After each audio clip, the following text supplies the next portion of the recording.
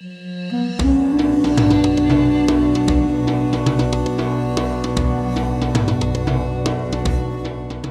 Rahmat, Senior Energy Security Consultant in Iran. Thank you, Daniel. Always great to get your perspective of things. Let's start with Iranian oil exports today. There's some question that the U.S. have woken up this year with a tighter, deciding maybe they want to enforce some of the sanctions they have all over the planet, including maybe on Iran. Is there any change there? Is Iranian oil exports flowing? China loving it still? Hi, Sean. Thank you for having me. Actually, there was some news, as you said, that Americans have decided to somehow tighten the sanctions on Iran. But we had no very significant sign that these are going to impact Iran's exports towards China. And there were some up and downs recently on the volumes of Iranian deliveries to China, and the flow was in some days even suspended because of, I think, issues with the war in Yemen, more importantly, in the Red Sea, because there was some disagreements between Iran and China regarding how to behave with the Houthis and how to trade with them. And also we heard that Chinese have threatened Iran to cut imports or exports to Iran. Every type of trade would be limited if Iran cannot control its proxies in the region.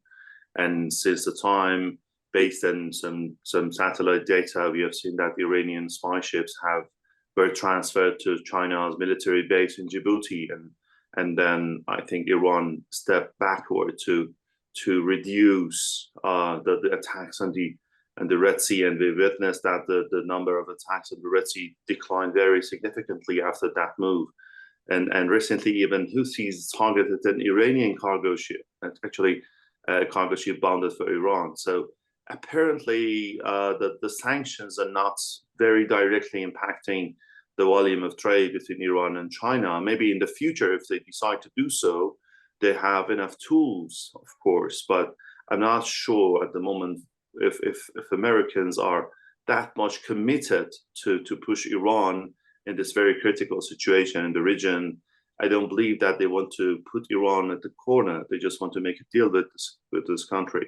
So at the moment, let's say I don't believe that the sanctions are impacting the bilateral oil and other trades between Iran and China.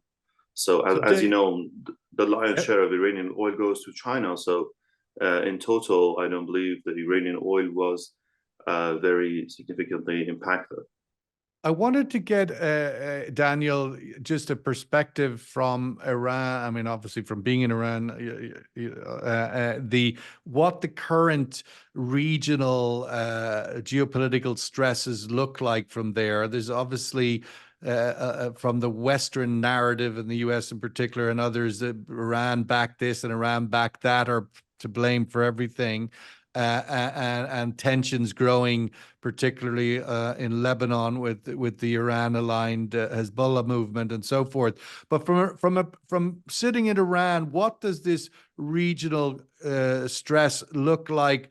Is there concern? Should there be concern that this could still conflagrate into one big conflict with Iran or not?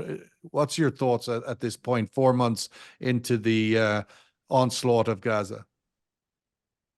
It's a sort of a complicated question, Sean, because we should have you had said to me before that in Iran, amongst from the sort of general view, not necessarily the body politic, but that there was a certain view that this was not Iran's conflict, that this is not for Iran to get involved in. I'm just wondering from the perspective of, there's a certain view from outside that for the regime to maintain its credibility, it needs to continue to be an ambassador of defiance against the forces of the West in the region.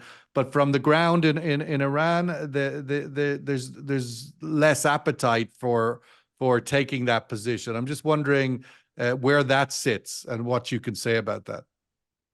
Sure. Many people since during the last 4 decades, were blaming the system, the establishment, for getting involved in the Arab issues in the Middle East, the Palestinians and Israelis.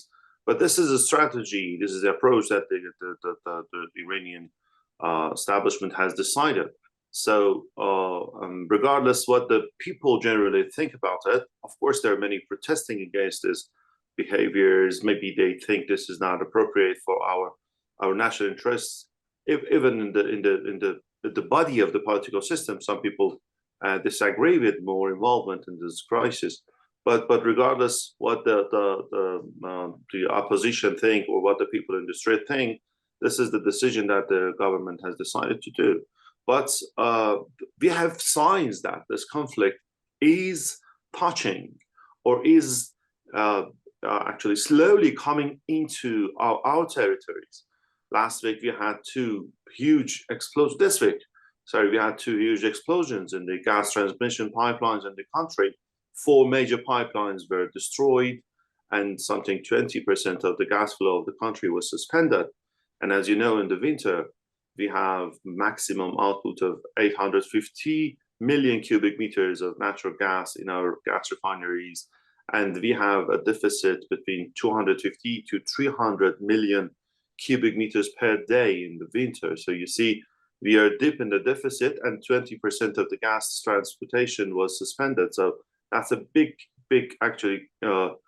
damage to our industries, petrochemical industries, power plants, cement factories, and steel factories were affected.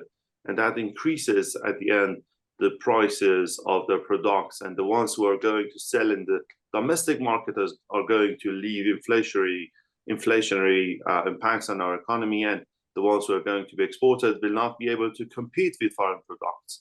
So we see the conflict is not only affecting our Iran's actually figure in the global community, and also increasing the risk of the country and the risk of the region, but also it's step by step coming into Iran.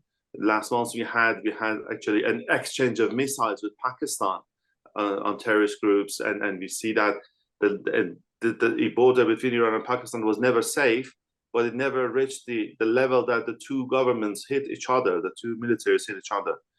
In practice, they didn't hit the military of Pakistan, or neither the Pakistanis hit the Iranian, but we had that the Iranians hit the territory of Pakistan, and they did it to us. And is there a sense that all of these things are connected, or they're all separate corridors?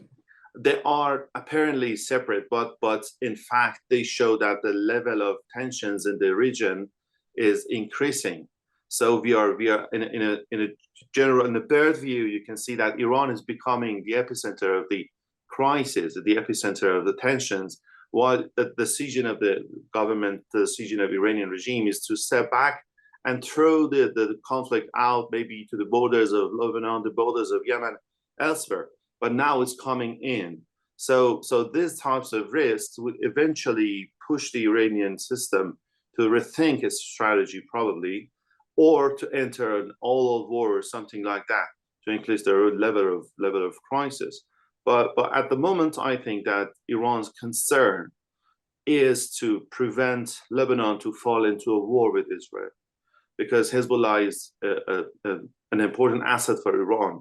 Iran is not going to risk that. It's not like Gaza, because Gaza technically and fundamentally was different with the Iranian ideological system, but Hezbollah is absolutely the same as the system is, and it's very important for Iran.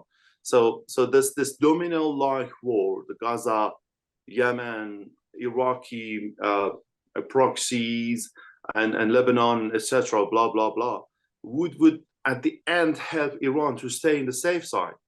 But some of those proxies are very important for Iran. You see the reactions of the US on the proxies of Iran in Iraq was very limited, very, very limited. So Iran and also the Iraqi proxies decided not to respond, and accept the Americans' revenge in that scale, because of course some US militaries, some US soldiers were killed in Syria. So I think Iran hesitating entering an all-out war or even escalating the crisis with the States or even with Israel. But there is another question, whether, there is a scenario that Iran, if Iran is behind, if we assume Iran is behind the October 7 attacks on the Israeli territory, maybe that was a sort of assumption, that was a sort of conclusion that Iranian intelligence has reached, that Israelis are definitely going to attack our nuclear facilities. So they did a small attack through Gaza to keep them into a never-ending conflict in the region, and then they will never be able to hit back Iran or start raiding Iranian nuclear facilities. If we accept this, Iran should keep a level of crisis with Israel. The level of conflict with Israel should never go lower than a certain level and should never increase than a certain level. That would end up in a war with Iran. You see, Iran wants to keep the conflict in a certain level, to keep Israeli military busy with the surroundings, so they cannot plan or implement an attack on Iranian territory. Yes, this is a scenario.